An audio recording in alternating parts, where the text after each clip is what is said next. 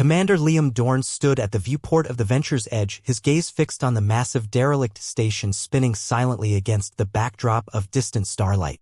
It had been a routine exploratory mission, scanning ancient wrecks, cataloging starship remains, until the sensors picked up the unique energy signature. The station was unlike anything they'd encountered before. Large, monolithic, and pulsating faintly as if it still drew power from some unknown source.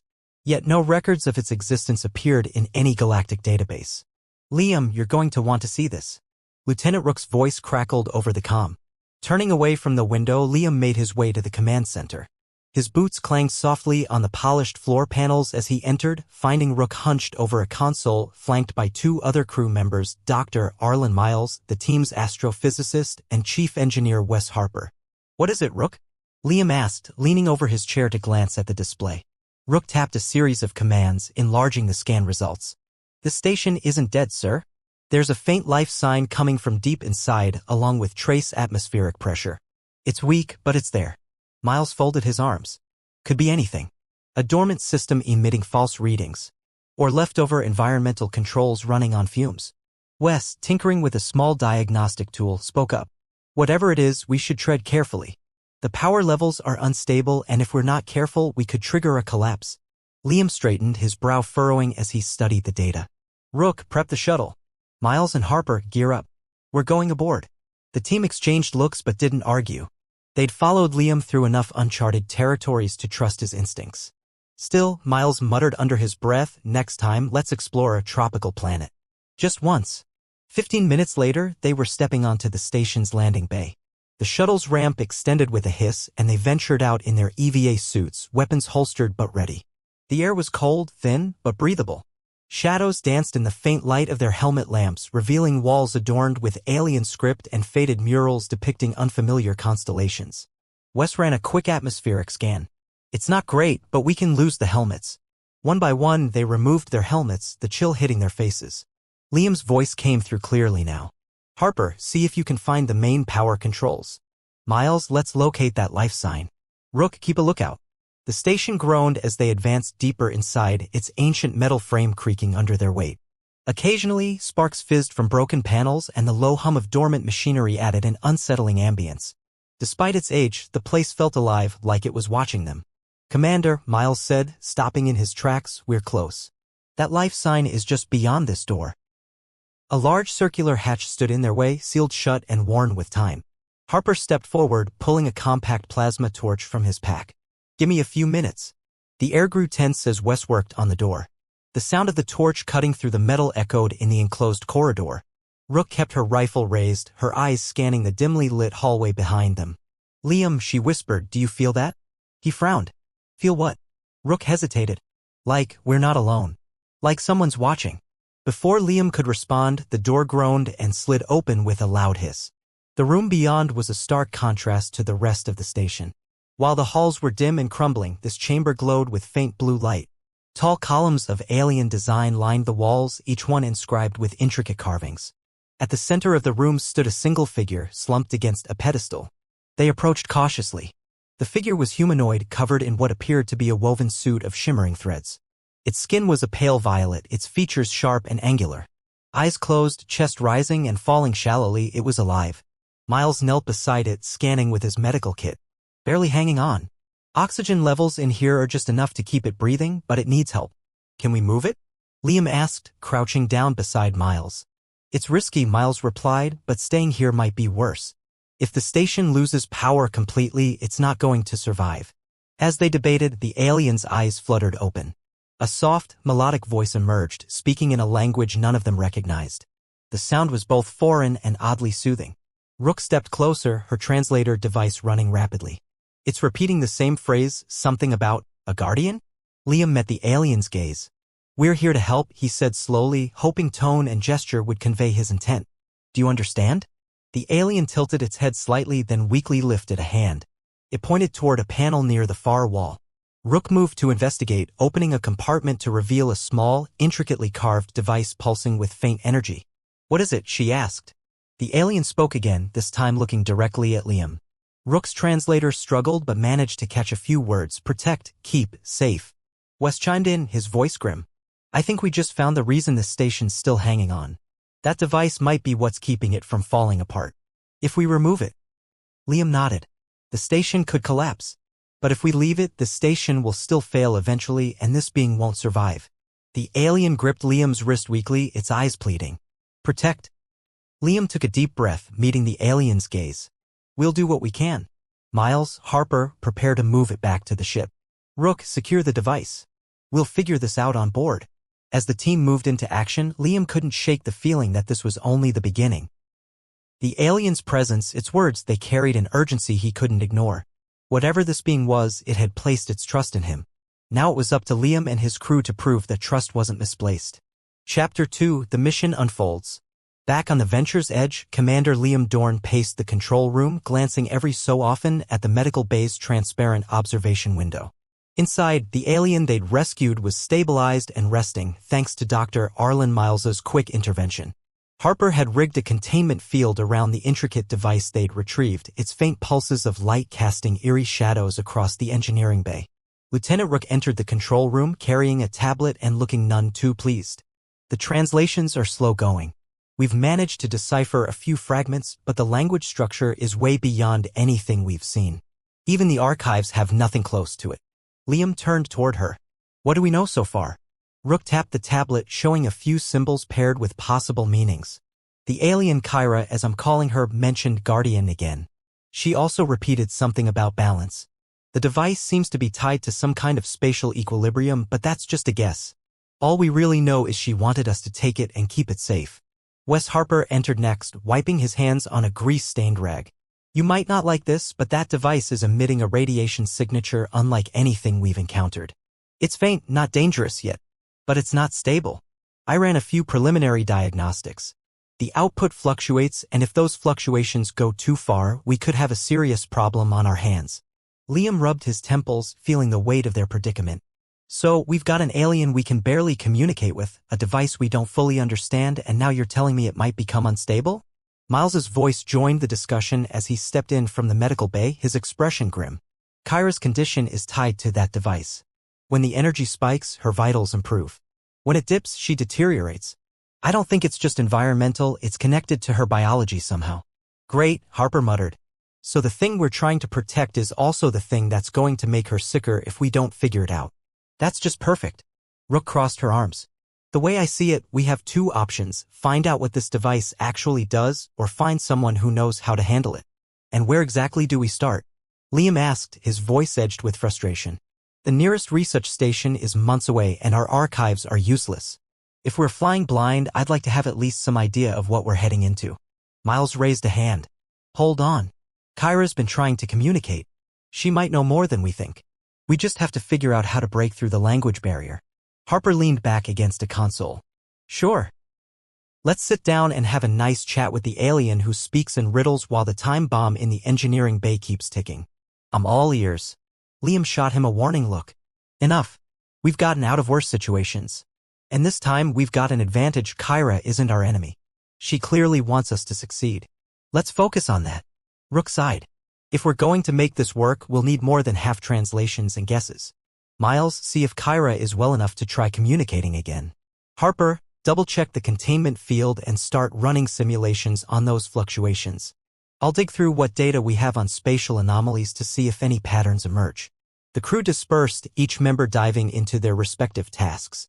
Liam stayed behind, staring out at the starfield beyond the viewport.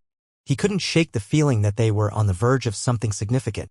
The alien's words, her urgency, it was as though she'd handed them a responsibility far greater than they'd anticipated. But until they cracked the code, it was all just guesswork and blind faith. When Miles called him back to the medical bay, he found Kyra sitting up, her violet skin faintly glowing under the soft lights. She looked stronger than before, her eyes sharper, more focused. Miles stood at her side, holding a datapad filled with notes and symbols. She's more responsive now, Miles explained. I think she's ready to talk. Liam stepped closer, lowering his voice. Kyra, can you understand me? The alien tilted her head, her luminous eyes narrowing slightly. Then, to everyone's surprise, she spoke in halting, heavily accented words. Understand, a little. Liam exchanged a surprised glance with Miles. How much do you know about this device? What does it do? Kyra struggled for the right words, her voice strained but clear enough. It keeps balance. Without it, chaos. Chaos?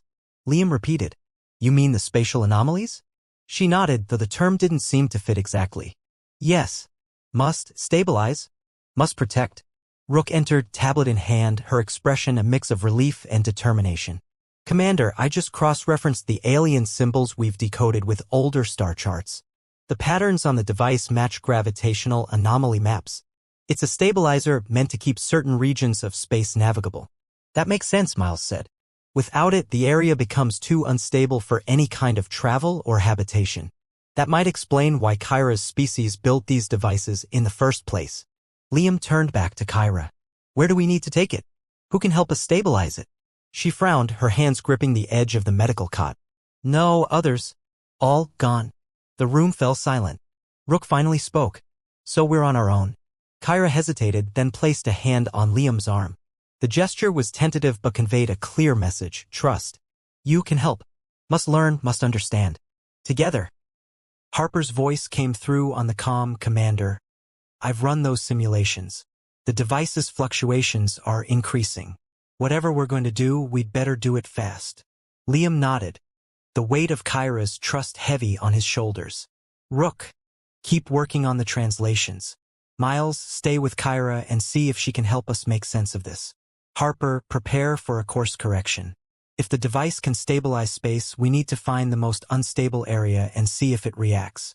Let's see if we can get it to do its job. Kyra watched him closely as he gave his orders, her expression unreadable.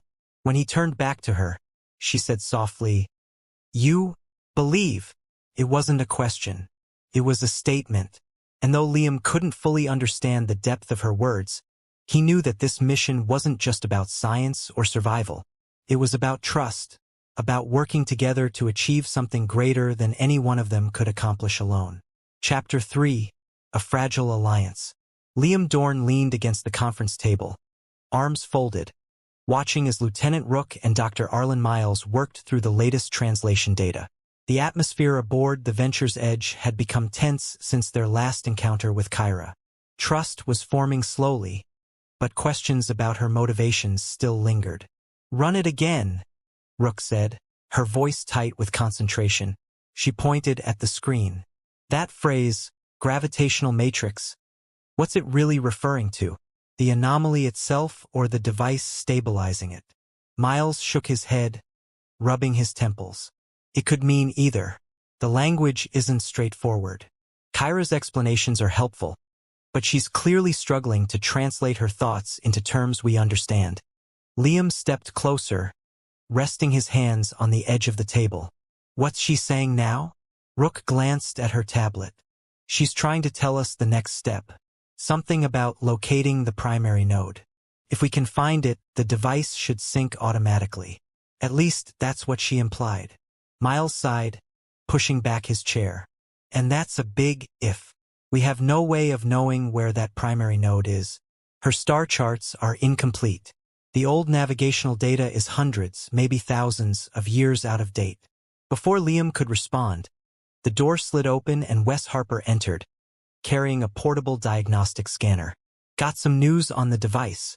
The fluctuations are still there, but I think I've figured out how to stabilize them temporarily. It's not a permanent fix, but it should buy us some time. That's something at least, Liam said, nodding. How long do we have? Hard to say, Harper replied. Hours, maybe a day or two. We'll need to keep an eye on it constantly. If it goes critical, well, let's just not let that happen. Liam turned his attention back to the team. All right, we've got a lead on a possible location for this primary node. Harper, I want you and Miles to prepare for another EVA. If Kyra's right, we should be able to chart a course once we're in that system. Rook, stay on the translations. We'll need every scrap of information if we're going to make this work. What about Kyra? Rook asked. She's the only one who knows how this thing really works. Liam paused. I'll talk to her. If she's willing, she can come with us. But we can't force her. That's not how we're going to earn her trust. Rook raised an eyebrow. You really think she's going to agree to leave the ship? She's barely started to open up to us. Maybe not, Liam admitted. But I have to try. A short time later, Liam found Kyra in the medical bay sitting on the cot where she'd spent most of her time since they'd rescued her. She looked up as he entered, her pale violet skin reflecting the soft glow of the medical monitors. "Kyra," he said, keeping his tone calm, "I need your help." She tilted her head, her luminous eyes meeting his. "What help?"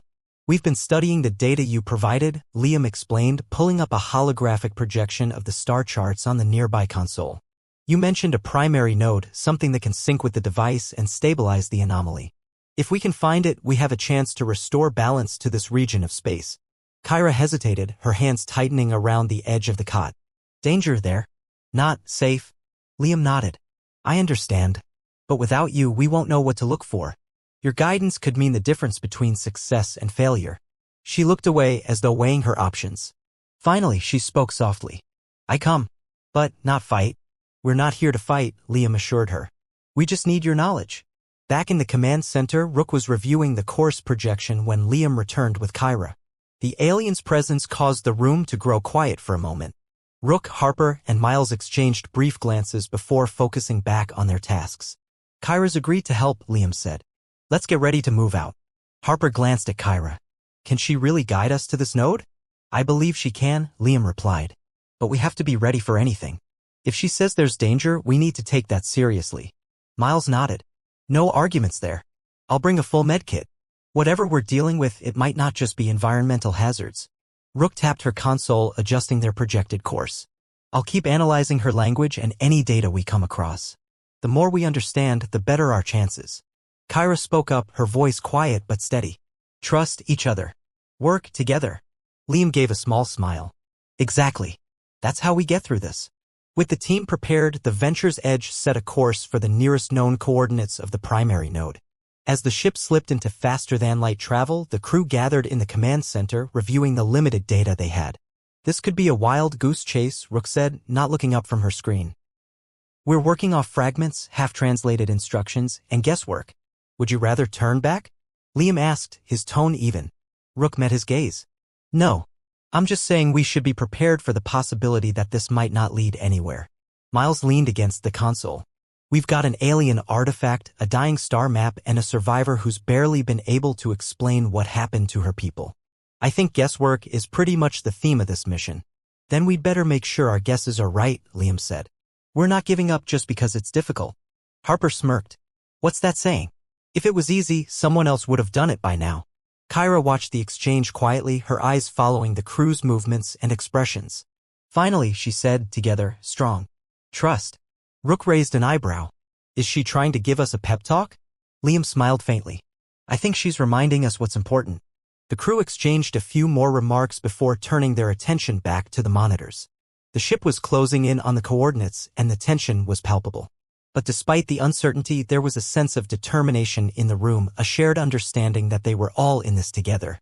As the Venture's Edge emerged from faster-than-light travel, the crew was greeted by the sight of a desolate, ancient structure floating in the void. It was massive, dwarfing even the largest space stations they'd ever encountered. And yet it appeared lifeless, its surfaces dark and cold. "That's it," Rook said, her voice low. "That's where the readings lead." Liam turned to the team. "Suit up. Let's find the primary node." Chapter 4, The Heart of the Station.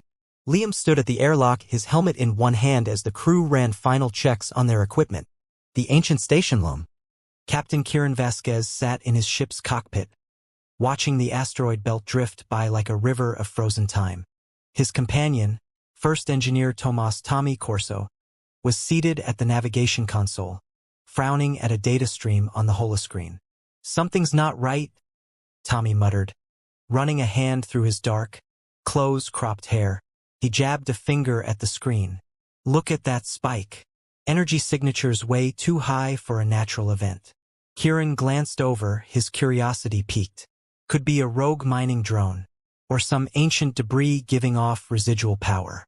"Let's get a closer look." "Sounds good," Tommy said. "But I've got a bad feeling about this one." They'd been on routine survey missions before, combing the asteroid belt for rare minerals and charting safe passages. It was monotonous work, but the kind that could suddenly lurch into danger if they stumbled onto something unexpected. Kieran adjusted the ship's course, steering toward the source of the signal. The glowing halo of a larger asteroid came into view, and nestled against its surface was a small, damaged craft. The alien vessel was sleek, with a silvery, organic design that contrasted sharply with human-made ships. Even from a distance, it was clear the vessel had taken a beating. "Looks like someone's in trouble," Kieran said, leaning forward in his seat. Tommy pulled up a scan of the ship. Hull's intact, but life supports at minimum levels. Whoever's in there must be on their last legs. Kieran brought their ship in closer, carefully matching the alien vessel's rotation. Tommy prepped the airlock. "Let's go see if we can help." Tommy stood, grabbing a utility pack from the wall. "I'm with you, Cap. Let's move." The two men suited up and cycled through the airlock. The alien ship's entry hatch was still functional, if barely. With a few careful adjustments to the controls, the hatch hissed open. A faint mist escaped, and a dim, flickering light illuminated the narrow corridor beyond. Inside, the air was stale and cold.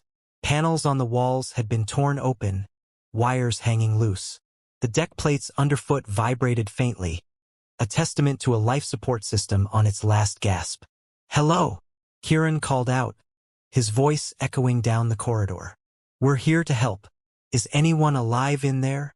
A faint noise came from deeper within the ship, something that sounded like a low moan. "Over there," Tommy said, nodding toward a partially closed door. The two men approached cautiously, stepping over broken equipment and debris. Kieran's heart raced as he reached for the manual release lever. When the door slid open, they found her. The alien woman was crumpled on the floor, her long, slender frame covered in bruises and cuts.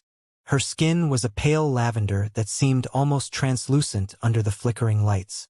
She looked up at them with wide, golden eyes, her expression a mix of fear and relief. "Who are you?" she whispered, her voice barely audible. Kieran knelt beside her, speaking in a calm, steady tone. "I'm Captain Vasquez. This is my engineer, Tommy. We found your ship. Can you move?"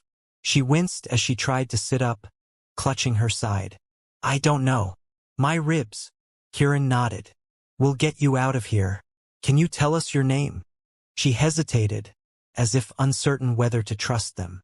Finally, she said, "Aylin." "Okay, Aylin. We're gonna carry you back to our ship. Tommy, help me lift her." Tommy crouched beside Kieran, and together they gently lifted Aylin off the floor. She groaned softly, her head resting against Kieran's shoulder. "Hang on," Tommy said, glancing back toward the airlock. "We'll have you out of here in no time." As they made their way back through the ship, Aylin's voice grew a little stronger.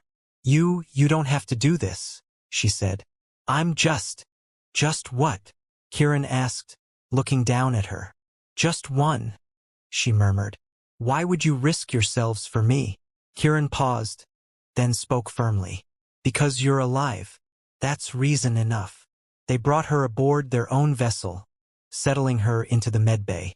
Kieran worked quickly to stabilize her condition, while Tommy monitored the ship's systems. Aylin's breathing steadied, and she opened her eyes again. "You saved me," she said softly. "You're not safe yet," Kieran replied. "We're taking you to a Concord medical station. They'll be able to treat you properly." She nodded weakly. "Thank you." Tommy leaned against the doorway, arms crossed. "She's lucky we found her when we did. Another few hours, and she might not have made it." "Luck or fate, we've got her now," Kieran said. "That's all that matters." Over the next several hours, as the ship made its way toward the station, Aylin began to recover. She was quiet, her movements slow and careful, but she responded when Kieran spoke to her. "What happened to your ship?" he asked during one of their conversations. Aylin frowned, her golden eyes distant.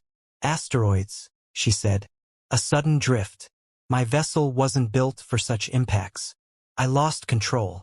"And you were out here alone?" Kieran pressed. "Yes, I'm a researcher. I was collecting data on this region when the storm hit." "Bad timing," Tommy said from his console. "Still, you held out long enough for us to find you. That's something." Aylin looked at him, her expression unreadable. "You risked yourselves for me. Why?" Because it's the right thing to do, Kieran said. We couldn't just leave you out there.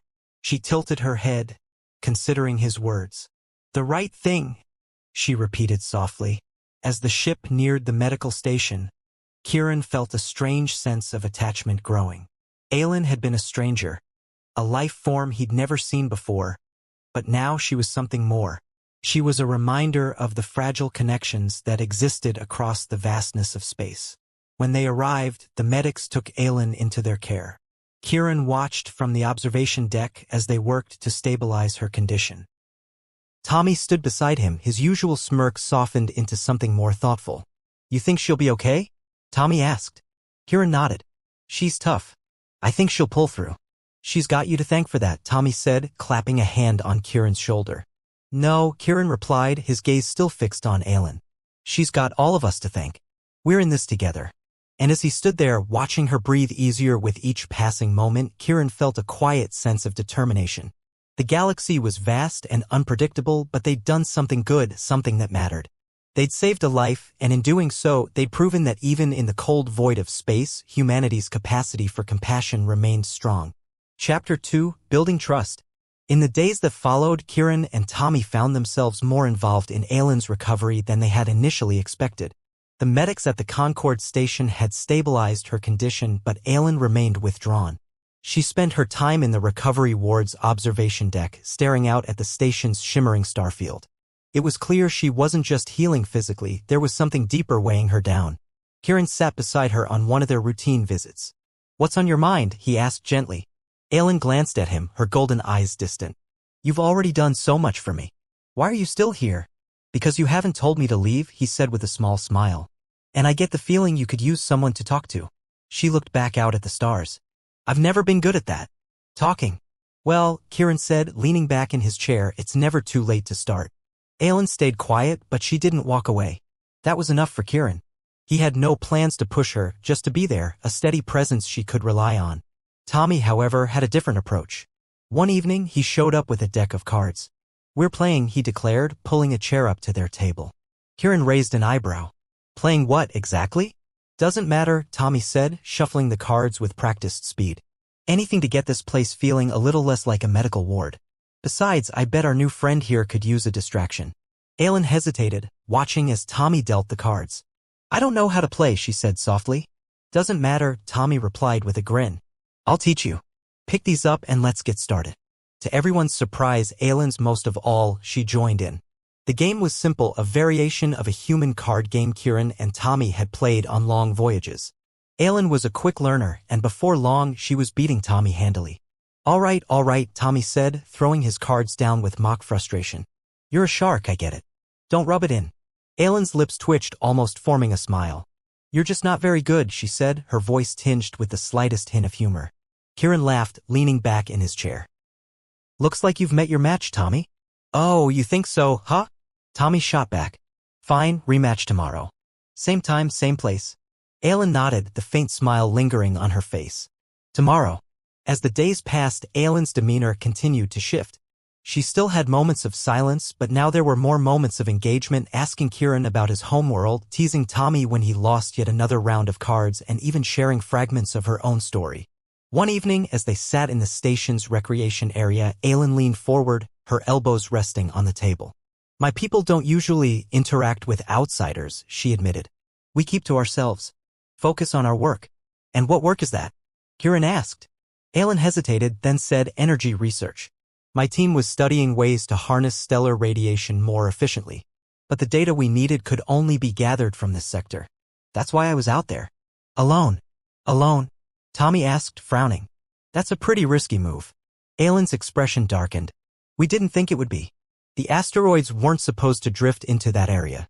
But something changed, maybe a gravitational anomaly, maybe a miscalculation. Either way, I was caught in it. By the time I realized what was happening, it was too late. Kieran studied her carefully. You mentioned a team. Did they send you out there? She shook her head. It was my choice. I thought if I could gather the data myself, it would save us weeks, maybe months. I didn't think I'd end up like that. Tommy leaned back in his chair, his usual humor gone. Sounds like you got dealt a bad hand. Aelin looked down at her hands as if weighing those words. Yes, she said quietly. I suppose I did. Well, Kieran said, his voice steady, bad hands happen. The question is what you do next. Alan met his gaze. And what do you think I should do? He leaned forward, resting his forearms on the table. Stick around. See what's out there. You've got time to figure it out. She didn't respond right away, but Kieran saw a flicker of something in her eyes, curiosity, maybe even a glimmer of determination. It was a start. That night, as Kieran and Tommy walked back to their quarters, Tommy gave Kieran a sideways glance. You think she's gonna be okay? I think she's getting there, Kieran said. It'll take time, but she's stronger than she knows. Tommy snorted. You always did like playing the mentor. Just don't expect me to start calling you Captain Sage. Kieran smirked. How about Captain Genius? Captain Handsome? Not in a million years, Tommy replied, grinning. But seriously, you've got a way of pulling people out of their shells. I think she'll come around. They stopped outside their quarters and Kieran turned to Tommy. You did good back there too, you know. That card game, she needed something to take her mind off everything. Tommy shrugged. Hey, everybody's got their talents. Mine just happens to be losing gracefully. Kieran chuckled and clapped him on the shoulder. We make a good team, you and me. Don't get mushy on me, Cap, Tommy said, rolling his eyes. Let's just see if we can keep her smiling. As they settled into their bunks, Kieran found himself thinking about Aylin's faint smile, the way her voice had softened when she spoke about her past, and the moments when she'd laughed, really laughed, for the first time since they'd met her. It wasn't much, but it was enough. They were making progress. Together. Chapter 3, The Connection. The following week, Kieran found himself growing increasingly comfortable with Aylin's presence aboard the ship. She had begun to show more interest in their daily routines, often standing in the doorway of the bridge, quietly observing as he and Tommy handled navigation or performed maintenance checks. Got any questions? Kieran asked one morning when he noticed her leaning against the wall. Aylin hesitated, her gaze flicking to the controls. I'm just watching. I don't want to interfere. Tommy spun around in his chair, gesturing grandly at the panels. Interfere away, lady. It's not every day we get someone who's genuinely curious about our highly professional. He paused to flick a few switches, button-pressing skills. She actually smiled at that, the corners of her mouth tugging upward. It's more complicated than it looks. Kieran chuckled. That's the truth. Don't let Tommy fool you. He makes it look easy, but it took him years to master the art of pressing the big green button. Years, Tommy said solemnly, nodding. Sweat, tears, a few near misses with the airlock. But now I'm a certified button presser extraordinaire. Aylin tilted her head, her expression caught between amusement and genuine curiosity. Is it really so difficult? Depends, Kieran said, leaning back in his chair. Some systems are straightforward. Others, well, they might as well be written in ancient code. But the trick is learning to trust your instincts. And your crew. Tommy tossed a small tool onto the console. What Cap's saying is, you mess up once, you'll hear about it forever. Ain't that right, Captain? Let's plot a course through a nebula. That was one time, Kieran said, rolling his eyes. And we didn't get lost. No, we didn't, Tommy admitted. But we smelled like ionized gas for a week. Aylin laughed softly, the sound almost startling. It was the first time she had done so in their presence. Nice to know someone appreciates my humor, Tommy said with a grin. Cap here's got no taste. Kieran raised an eyebrow. I have excellent taste. I'm just not easily impressed. Tommy turned to Aylin. See what I'm dealing with? She smiled again, this time a little wider. I think you're both interesting. Interesting, huh? Tommy said, leaning back in his chair. I'll take that as a compliment. Over the next few days, Aylin became more involved. She would join them in the galley for meals, quietly listening to their banter and occasionally chiming in. She even started asking questions about their equipment and routines.